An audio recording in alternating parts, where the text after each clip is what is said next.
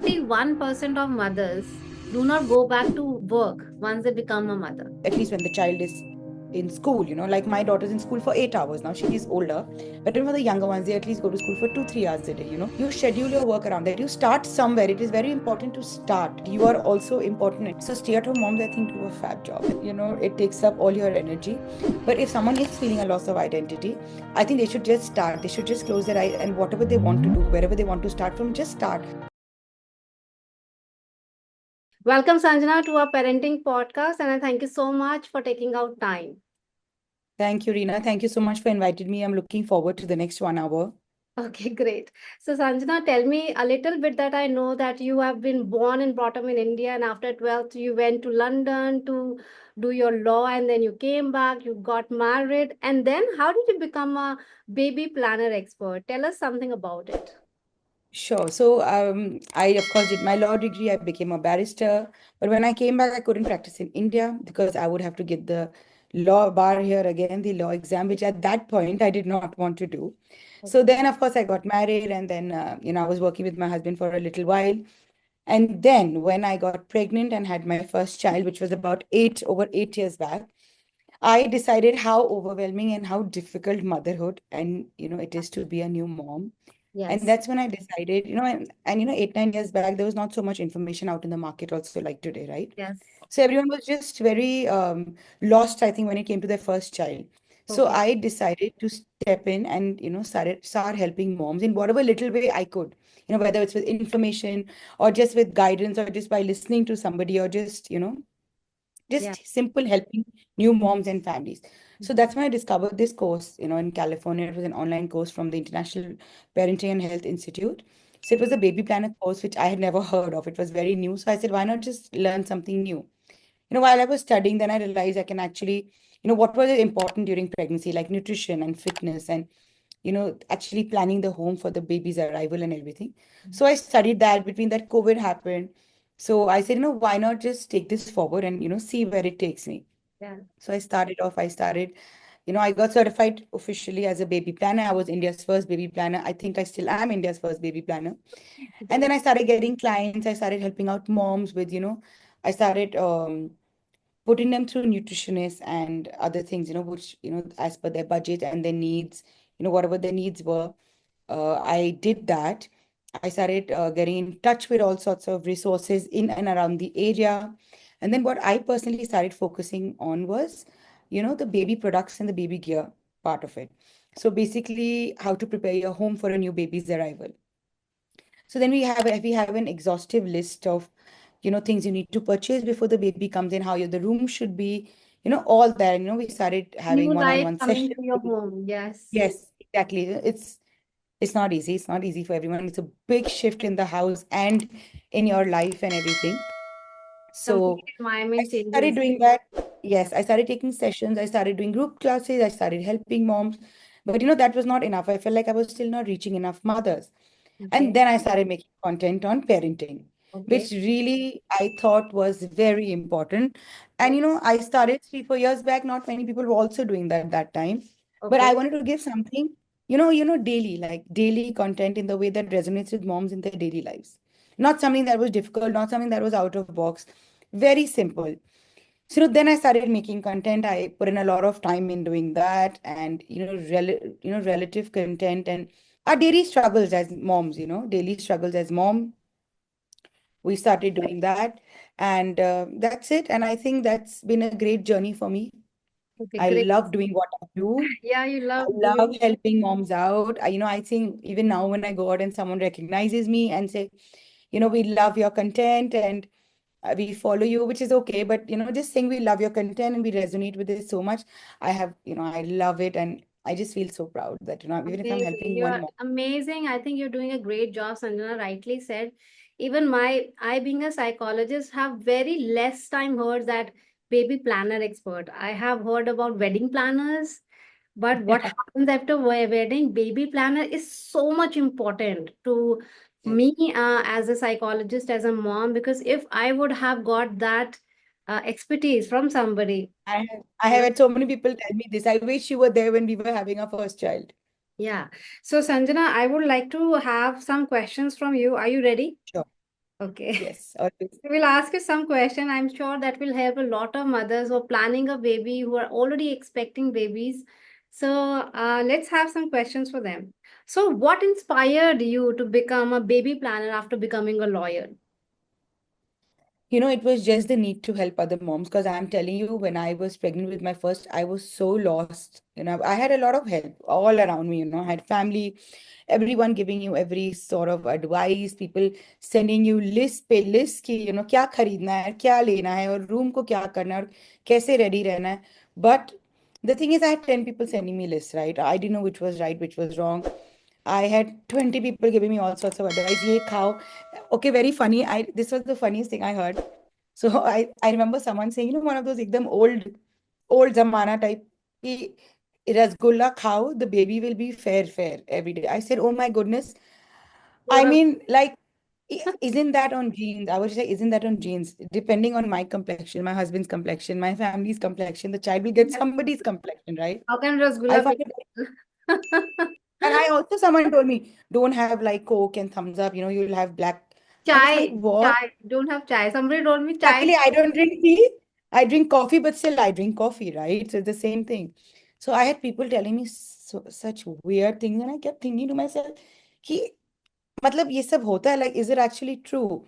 So then I started studying it. I actually started getting into the subject. I said, listen, not for anybody else, at least for myself. Let's start understanding what's 50% right and 50% not right. So then I started studying and I started getting into the topic. Then I became a baby planner and I just wanted to help moms navigate their pregnancy and post pregnancy just to make their lives a little easier, to be honest. Not that I can do much, I'm not a medical professional, anyways, but just to give someone a listening ear professionally and navigate their issues and help them little bit in their problems and their vulnerability, and just the questions that they have, someone to answer their questions just to make them feel a little better. Like if See, I my ask biggest you to summarize in five top things, like why you became a right, baby right, planner right. from a lawyer. Yeah. Okay, so first would be because of what the things that I went through, honestly, the insecurities that I had, I wanted to help. Second, and the most important, was to help all the other mothers around me because I Okay. know how vulnerable this time is. Okay. Third is, it's a tough one though. Third is, I wanted to do something in the parenting space and the baby space. When I had my daughter, I just realized how important motherhood is, right? Okay. I wanted to do that. So that those are my top three, to be honest. Okay. I wanted to have a presence on social media with parenting and put the right information out there. Yeah. That was number four. Yeah. I can give you four top things that I. So Sanjana, what were the biggest three emotional shifts that you felt during your motherhood? Initial So I'll stage. tell you. Yeah. I'm going to tell you one thing which not too many people know, of course. So when my biggest emotional shift. So I'll tell you, when my daughter was given to me in the nursery, right? Yeah. Um, Three I didn't emotional know what to do. shifts. Yeah. I'll tell you. So it has a little backstory to it. So when Okay. she was giving me in the nursery, before that I was all ha ha he he and everything great and all. But when she was actually handed over to me, I did not know what to do with her. Like I remember crying in the car, thinking that, oh my God, this soul little human being, I'm responsible for her. Her living, like for her to even breathe, her source of nutrition is me. That was so overwhelming for me, Rina. I cannot tell you. Like I still get goosebumps when I think about that time. So that Same. was my biggest emotional shift, that this small little being is Yeah. solely responsible for me, for her livelihood. Like she lives because of me, right? Her nutrition is because of me.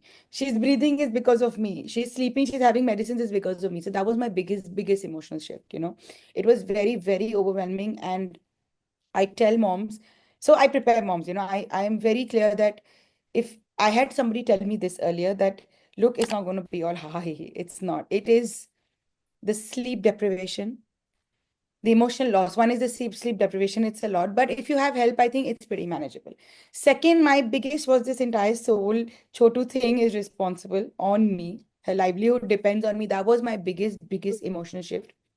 And I started feeling very lonely in the process initially. That, I'm the only one sitting and like I'm sitting and breastfeeding 10 times a day. And the child is crying, the child is on me. Like, I did have help. I'm not saying I didn't have help. But at that point with my first, the help didn't matter because in my head I was so overwhelmed with the entire becoming a mom. There is that japa wali, but then you have to eat this kind of food and you have to wake up 10 times at night to feed that child.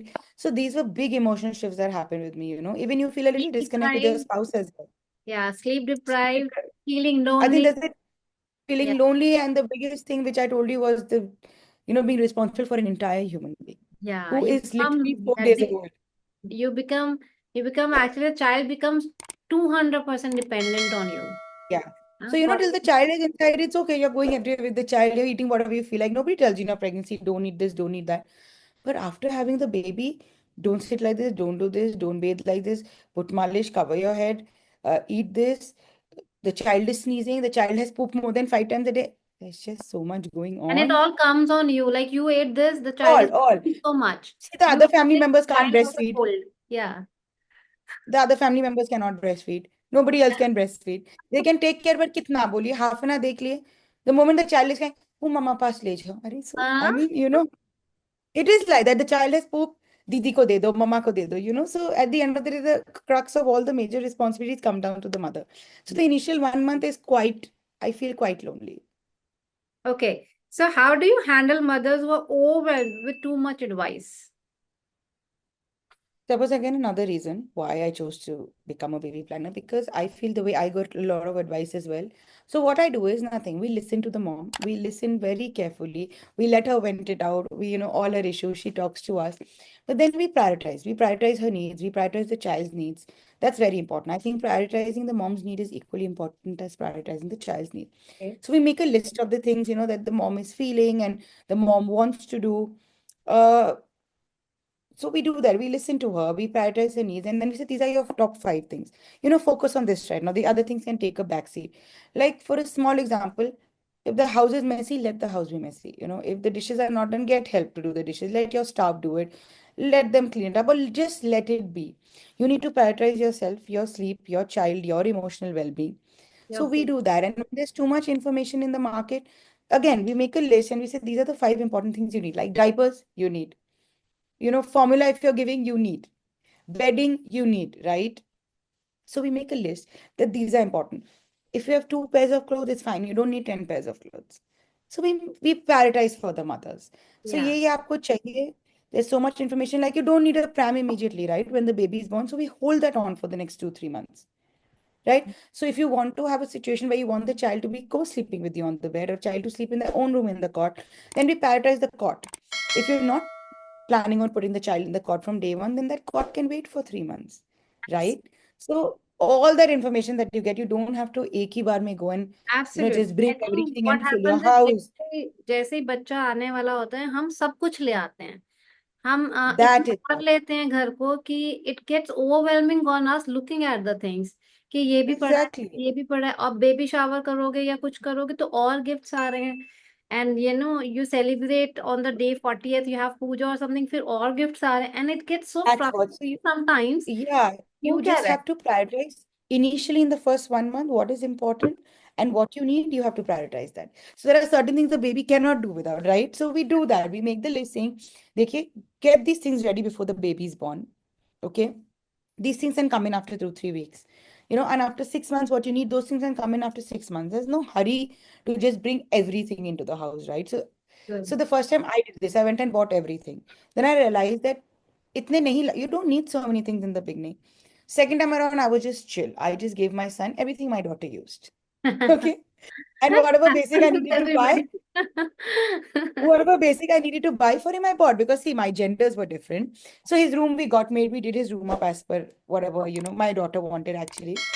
But we bought him the basic things that he needed, right? I didn't go overindulgent in prams and cots. I reused my daughter's cot. I Yeah. made it new. And because she did not use it so much, he uses it much more. So we did that. Pram, I reused her pram. Of course, the things like diapers and sterilizer and bedding and all, I bought fresh, which were required from the day he came home. So we prioritize lists like that. We Planning is tell you what important basically. Okay. planning is very important. Hence, Okay. What is the most common fear that new moms share with you? Any two fear that you can share? So fears. I feel like a lot of moms feel that they're not doing enough. They feel like they're not good enough or they're not doing enough. And so that is one of their fears. Understandable. Yeah. And no, there's another fear that moms cannot trust their children with other people. I always tell moms, please take help. Take it from your in-laws, take it from your parents, husband, house help, maid, nanny. But moms have this constant fear कि oh, I've left my child for 2 hours. वो क्या what क्या हो गया मतलब खिलाया पिलाया नहीं किया. So moms have this fear that they cannot fully trust. I feel like if you want to also have your own life, you need to trust the caregivers. Absolutely. And These are Sanjana, the two major fears that moms have. yeah. So Sanjana, what is your go-to advice for sleep-deprived mothers? Oh my God, for every time if I was asked this question. So sleep deprived moms, I feel like mothers really have to prioritize their own needs as well. You cannot pour from an empty cup, Yeah. right? So it comes with the same thing. You need to take help. So if you want to say sleep 4, 5 hours at night, I feel like I would tell mom, you express your milk and leave it. Let the caregiver feed, whoever, whether it's the father or it's the japa wali or it's your nanny or it's your mother-in-law. Give them that responsibility initially because you need to get that sleep. Without the sleep you cannot function yourself. Ye ki sleep when the baby sleeps, it doesn't happen because when the baby sleeps the moms want to shower, they want to eat, they want to catch up on a series. So uh take some help from, take outside help, take help from your family and get that sleep. Give your baby, trust them with them that the baby is taken care of, give them for 3 4 hours and just get your rest. I think Yes. that is very important. Okay. How do you help mothers deal with postpartum depression or emotional loss? So this is actually a very important question. There's a difference between postpartum blues and postpartum depression. So postpartum blues are not as severe as postpartum depression. You can manage it in the house. You can manage it by changing your thoughts, talking to family members, talking to your friends. When it comes to postpartum depression, if not taken care at the right time, it can become a very long-term thing for the moms. It can go up to 6 months, 1 year, it becomes a permanent thing. I strongly advise taking professional help. Meet a psychologist, if required, meet a psychiatrist. I think to overcome that, because a lot of moms, they just don't feel the need to, even then that time they feel like they don't want to take care of the child. They don't want to look at the child. It has happened in severe cases where moms don't feel, Disconnected. Disconnected with their feel own child. very disconnected. They feel they're looking at the child and they don't feel that love. And it happens. It's not wrong. It happens. So my strong advice would be to consult a psychologist, to do therapy, and if required, to even take medicines for a short period of time, two And months, 3 months. yeah. Just make yourself feel better so you can take care of that child. Yeah. Actually, the problem is you're not taking psychological help for yourself. You're also taking it for your own child. And you're also Exactly. taking it for your family. In a recent interview with Samira Reddy, she mentioned that uh, she was under postpartum depression and she was disconnected with her own child for such a long time. And she regrets that if she would have taken the help beforehand in On time, time, yes. she would have built the connection beautifully. And she still regrets that period that is lost because time to chala jayega na, aap sochte reh jayenge. I think that education, that awareness is important कि ये हो सकता है. There is a possibility that you fall into it. So be It prepared is. and what to do when you fall into it. Yeah. Yes, so Reena, see, you know how mental health has been a taboo for the longest time in our country as well. So I think now people are accepting it more, and now people don't see it as that much of a taboo. It's great. I think it should have been done much earlier. So Yeah. I'm glad if moms are taking help. I'm saying till you don't help yourself, there's no way you can help anyone else in your life. Obviously, because you have a big responsibility now, you have to take care of the child. If you're not Yes. well mentally, you will be always screaming, shouting, fidgeting, or you may be blasting out on little things because you are not in place. Your mind is disturbed. So you have to get yourself in place to have the new baby in your home. So how I say you take a tablet when you have a fever, right? कोई सोचता नहीं है. You just take a Calpol.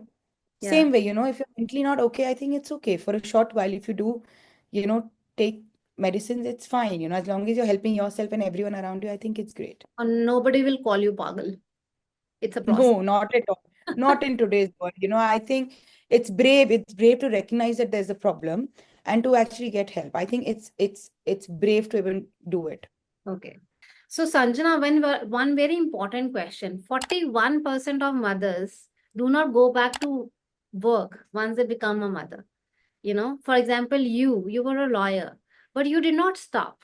You kept learning and then you became a new professional person. So, what is your one advice? Because a lot of mothers who come to me for psychological help because they feel lost, loss of identity. Because, ma'am, I've lost my job, I've lost my career, I was so happy with my work, but I can't go. Nobody is there to help me out. What should I do? What is your one advice to them? So, Rina, I think the support system around you is very, very important. I have Okay. a great support system around me. I have enough, touch wood, I have enough help around me. Whether it's family members or staff, I have enough help, right? So I think a mother, you also know, cannot just leave her child alone and go to work, right? So the support system is very important. I think she needs to be supported by the family members as well to go back to work. She should get external help is required, um, daycares. I know daycares are not very common in India, but if she can, even for 4, 5 hours a day, at least when the child is in school, like my daughter's in school for 8 hours now. She's older, but even for the younger ones, they at least go to school for 2, 3 hours a day. You schedule your work around that. You start somewhere. It is very important to start. Yes. The need to feel important, that you are also important and you're just not. So stay-at-home moms, I think, do a fab job. I think there's no other job in the world that's as, it takes up all your energy. But if someone is feeling a loss of identity, I think they should just start. They should just close their eyes and whatever they want to do, wherever they want to start from, just start. Even if it's 1 hour a day or 2 hours a day or 3 hours a day, start it. Start it in a small way, whatever is your calling, whatever you think is, your passion is in, just start, automatically people will support you. They'll see you're happier doing what you're doing. You'll be able to, give your child more in terms of quality and happiness. So I think just start. It's just start anywhere you can and just build it step by step. Go step by step. Go slowly. Children also will see you happier. They will also be happier. So it is a loss of identity. I know when you become a mom, ek baar ke liye 2, 3 years, you feel like, what happened? I left something and now what do I do? I'm just sitting at home waiting for my children to come back from school. Because, eventually as your children grow up, they are going to have busier lives. When they become teenagers, they are not going to also want to spend that much time with you. Once they go off to college, you'll barely see them, like 5 minutes a day, or if they're abroad, you'll see them once in 3, 4 months. Then what? In your 40s and 50s, you sit down and say, where did my life go?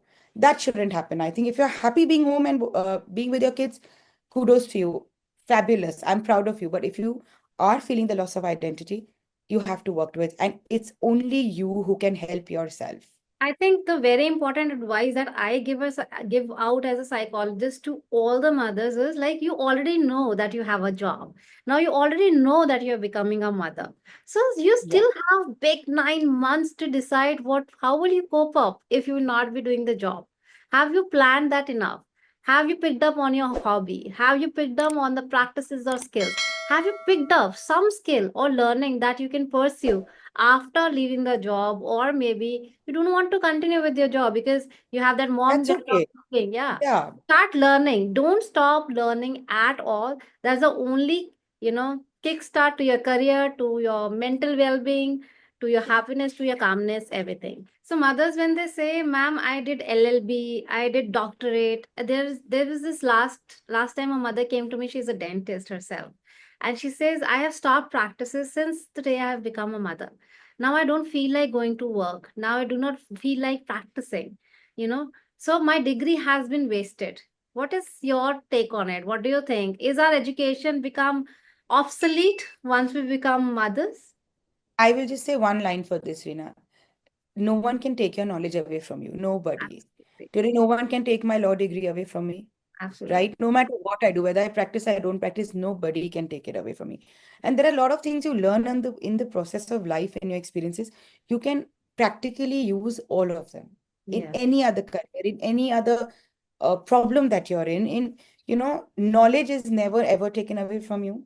You're not wasting your knowledge. See, in the beginning, I also used to feel like that my degree is gone for a waste. But then I thought to myself, you people can take away your house, your bank balance, your sleep, your peace, but Correct. nobody can take your knowledge away. And the knowledge that you gain over the years of It's your never life, obsolete. your knowledge, it's not the knowledge. My knowledge is not yours, your knowledge is not mine.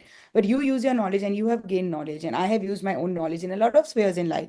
So your knowledge can never be taken away from you. No Obsolete. matter what you study, what you learn is yours, and that's the one thing that will always be yours. Yes, and it will never become obsolete. It will always So stay fresh as ever. with you. Okay. Okay. One very very personal question to you. Like, you were a lawyer, okay, and then you wanted to become a baby planner. I understand that it was your journey, and then it created a spark in you that I should become. But what are the top three insecurities or fears that were going on your mind while taking this step? It's a tough one. So my biggest thing was that I don't know if I'd actually succeed in doing what I'm doing because it was very new, right? And second was, again, I don't know if I'll actually be able to help people in the way I wanted to. Hence, I started making content as well, right? And the third one was, of course, it was a very big shift from a fully professional degree, which is being a lawyer, to something which is more on a consulting part, right? Mm. It's completely shift of not even career, shift of like everything, right? So these were Personality. big Yeah. personality shift, total personality shift. Like this is all very soft, and that was all very to do with arguing and stuff like that. So it's a very personality shift. Having said that, that part of me has never left me. It's still with me somewhere or the other in my life. It's with me, and I'm happy. It's a very happy part of my life. But I did have these three big identity, if you call it identity shifts as well And myself. You know, I was very what is one thing, Sanjana, that gave you a push? Go, Sanjana, do it. Like leaving my behind. my daughter, nobody else. Nobody. It's just my daughter. Like anybody will ask me this question, who's your biggest like what is the word, my biggest Motivation. inspiration? My biggest everything is my daughter, right? When I had her, it was her. I don't know, somehow it was just her. She made me do everything. It's not that she came and told me to do it, but she is my biggest inspiration. I'm telling you, I have taken whatever path I have is because of her. Because I wanted to learn, I wanted to heal, I wanted to be a better mother. It was all because of her. She's Okay, 8, right? So my little one is just 2, so it's fine. I learned everything in the process of being her mom. okay, I'm amazing. learning. I'm still learning, Reena. I'm still learning. Even today, I'm learning. It's not that I'm not. But I apply it on both of them. But she has been my biggest inspiration, my biggest strength for everything that I do. Amazing, amazing. And last question, Sanjana. What are the top three things that your children are learning from you? That what do you think there's the top three things my children are learning from me? Rina, I'll give you a very small example of what had happened. I always say that children don't listen to us as much as they observe us, right? I'm going to tell you three things. So, a very small example. So, a few months back, I think my son was not even one that time or something. My daughter had dropped a glass of milk or a glass of water, I don't remember, on the table. She just dropped the whole thing, and I had papers there, and I didn't get angry. I didn't get angry for a second. It was not on my face also. I just was like, I smiled and I said, it's okay. She said, Mom, I'm sorry. I'm sorry. I said, Kyra, it happens. It's okay. Don't worry about it. We'll clean it up together or we'll get someone to clean it. It's fine. Mistakes happen. You know, Rina, a few months down the line, my son did the exact same thing. And he's a baby. He's dropping things the whole time in the house, right? Okay. He dropped something on the table, his food or his bowl of dahi or I don't know, water, milk, same thing. And I saw her doing, I didn't have to say anything because she did the exact same thing with him. She Oh, said, Samu, it's okay. It happens. We'll clean it up. Don't worry. And that day, it was the proudest motherhood moment of my life wow. because, even if that 10% out of 90, I could teach her that the empathy and the kindness, she got it from me. Amazing. Right? If I had screamed at her that time, saying, Kyra, what have you done? And how can you be so careless? She would have done the same thing with him. So, So, my biggest Sanjana, learning yeah, yeah, tell me. is are your children more than learning from what I actually say. I can tell them, don't watch TV, don't do this. They will not. If they see me watching TV whole day, they're going to do the same thing. So be very mindful of what you're doing around your children. A lot of fears. The second thing, I feel like a lot of fears that I have from whether it's come from my childhood, whether it's come from like a small fear of me, I hate going on roller coasters and theme parks. So when we go, my husband has always been taking my daughter since she was 1.5. She doesn't have any of the fear. So I so much, I feel so many times that tell her, beta, don't go. It's so scary, but I don't. I keep quiet because I don't want to transfer my fears to her. These are big generational barriers that I'm trying to break. So in order for my fears not to transfer, I have to heal myself. Yeah. So I do my healing and I make sure I don't transfer my fears to her. Amazing. So, as per Sar Holistic, founder of sarholisticwellness.com, our motto is calm mothers raises calm children. And for you Absolutely. to raise See, Rina, I calm, cannot say that I'm always calm, right? 8 out of 10 times I'm calm. The 2 times I also become crazy. yeah, But my kids know that I'm okay. Mama's going a bit thing. Just let's which So, is fact. All of Sanjana, us are getting human beings angry is wrong. not a problem. Let me No, explain it's that. not. Please. Getting angry is not a problem. That's also emotion. But how do you handle that anger? How do you It's very react and important. respond to that anger? That's the thing. And most of the times we are reacting. We have to respond. Yeah, Yeah. exactly. So, Rina, tell me how many parents, today's date is different. How many parents actually apologize to the young children? Rarely. I think they rarely apologize I because do. it comes to I your do. I do it to my 8-year-old also. I do it to my 2-year-old also. If I've upset them, if I've stunted and I feel later, I feel so bad, immediately within 10 minutes, I'll go and say, baby, I'm sorry. I shouldn't have reacted like that. You are okay. I shouldn't have reacted. Maybe that was just not the way I should have spoken. I was in a bad mood. It's very important to take responsibility of your actions. That's the third thing I teach my children. If you amazing. have made a, it could be anybody. It could be the staff. It could be the driver. It could be my maid. It could be someone older than you. It could be the president, the prime minister, your dad, your mom. It is very important to take ownership of what you've done and say sorry. You will not become small by saying sorry. Absolutely. Amazing session with you, Sanjana. And to watch this entire podcast, please follow us on YouTube at Sar Holistic Wellness, and you will see entire podcast of Lawyer Mom, who is a baby planner expert now. And see you there. Don't forget to follow. And Sanjana, it's a request and honor to have you on our show. And Thank you so much. we will have It was more so nice of talking to you.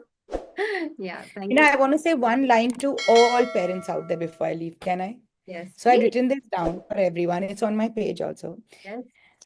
Think about it, guys. One day your child will sit across someone and explain what it was to be raised by you. Make sure it's a story worth telling.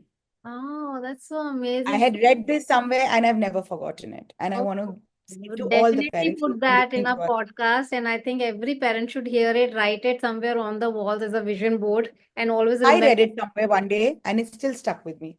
Amazing. That's amazing. Thank you for sharing that, Sanjana.